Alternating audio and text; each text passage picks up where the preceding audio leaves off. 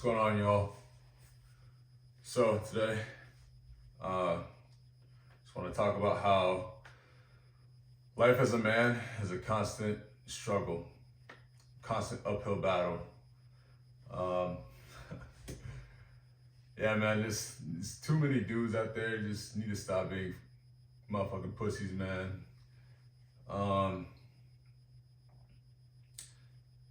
Yeah, one of the things that I realized, when I was younger and just getting to this point, it's like, you have to put in real work to become a proper man. So it's not like, once you turn 18, oh, and I'm a man. It's really not like that.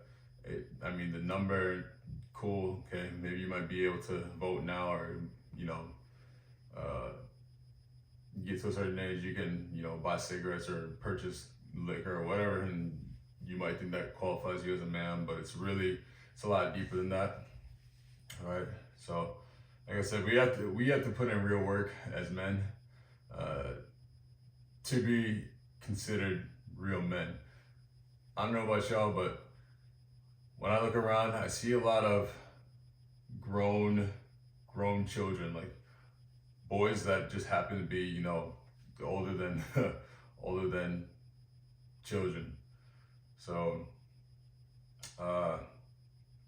think of your father, man. If you have, if you had your father in your life, I was lucky and blessed enough to have my dad in my life. Yeah, think of your father, right? And just some of his characteristics, and just, the father is dependable, he's reliable, right? He's a leader. I know that if I reach out to my dad, that he can help me out in, a multitude of situations, right? He was always leading the family, and we don't always realize this when we're boys, but I've definitely come to realize this in the last few years, especially since I've been putting a lot of work in on myself. But yeah, just think of some of those things. Like I said, my dad certainly, isn't perfect, but he's very dependable, very reliable, and he's a leader, right? Everyone has his faults. I'm not saying that anybody's perfect, but you tend to see this a lot with dads, with the good dads, man. So too many men waste energy complaining instead of allocating their resources, their time, energy, and focus to solving their problems. So, let's say you get a flat tire on the road, but instead of complaining and moaning and groaning that you have a flat tire and now your day's all thrown off, this, that, and the other, why are we wasting that energy on, just being negative and pessimistic as opposed to finding a solution, right? Are we able to pull off to the side of the road? Are we able to, do we have to call a tow truck? Do you have a spare tire in your trunk or wherever you would keep it in your car, right? Yeah, too much energy wasted complaining and not enough energy allocated to actually solving the actual problem, right? So another thing I'll say about this is a perspective shift that I think a lot of dudes need is we need to realize that your adversity is not special. Like, literally everybody goes through their own share of adversity, their own version of adversity, their own troubles, all this good stuff. But if you look at it as every time something happens, you feel like you've been wronged or you feel like you're a victim, like that's gonna be the energy that you approach it with, and you're not gonna get anything done. Like I said, you're gonna waste a ton of energy, a ton of time, a ton of focus worrying about the actual problem itself and not the solution to the problem. All right. Yeah, man, like, it's one of the things that's helped me a lot, and I spoke about this, or I talked about this with my mentor, is, I kind of realized that I've always had, I've always had different versions of adversity in my life.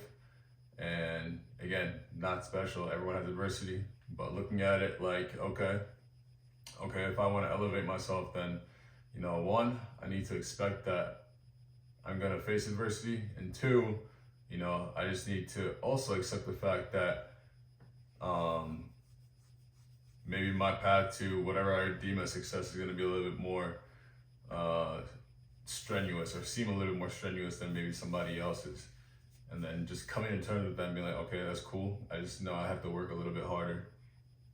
Yeah, man, if you want an easy life, you can be a dog, or, you know, you can be a kid forever, or you can be a woman. And this is nothing against women. I know there's a lot of women that work hard, but, you know, we see that, you know, like the housewife, there's certain women that grow up and they just turn into housewives and they don't really need to, you know, build for themselves. Again, this is not every woman, okay? This is some, but we see it a lot.